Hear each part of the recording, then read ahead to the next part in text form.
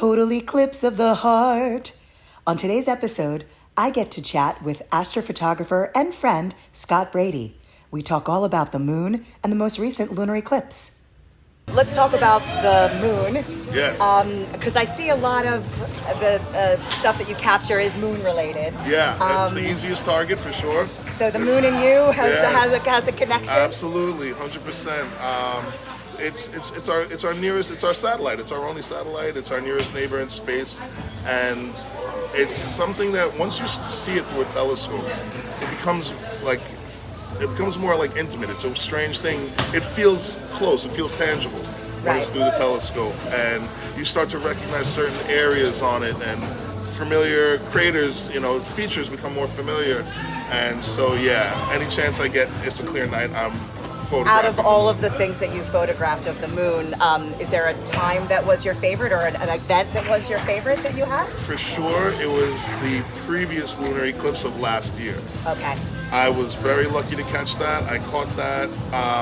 There was a storm, it was bad weather, and it didn't look like there was going to be any chance to catch a view. And it was like a buzzer beater. 10 minutes before it reached totality, the skies, from a stormy, rainy night, opened up, and there it was. This thing looked like a cherry hanging in the sky. I'd never seen anything like it in my life. And that definitely was the pinnacle, I think, of moon photography for me. I was just in awe. I couldn't even look at the camera. I was just staring at it. Most people really haven't seen one, so the next lunar eclipse isn't until 2025. Right. I highly recommend anyone who has a chance to go see it, get out there. It's unreal. Yeah. So as far as you're hearing a lot of noise, right? In this shot that we're doing here, but I did it purposely because part of the thing about a lunar eclipse specifically is we know that the tides raise a lot, especially a full Absolutely. moon. When it's a full moon and an eclipse, That's right.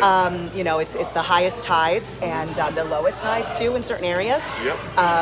But also the animals, it can be a bit confusing for the animals, For especially sure. birds and marine life. Absolutely. They navigate through the night, and it's pretty crazy.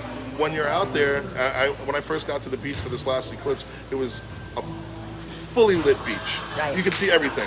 Full moon, it was bright like someone was shining a light down.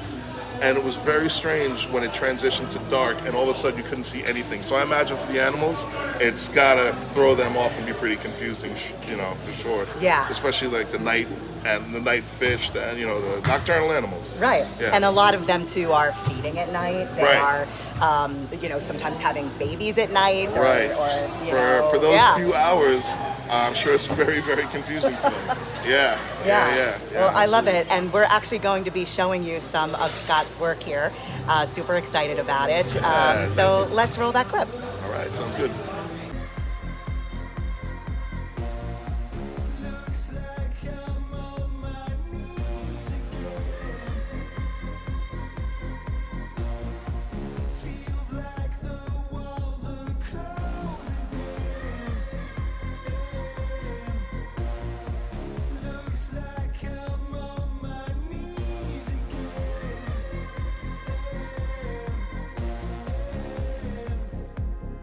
All right, so last question.